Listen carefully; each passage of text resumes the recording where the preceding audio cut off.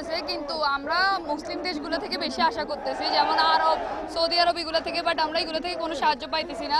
বাংলাদেশ একটা ছোট দেশ হয়েও আমরা যেভাবে আন্দোলন করতেছি বা ওইটার বিরুদ্ধে অ্যাকশন নিচ্ছি, অন্য দেশ ওটা নিচ্ছে না।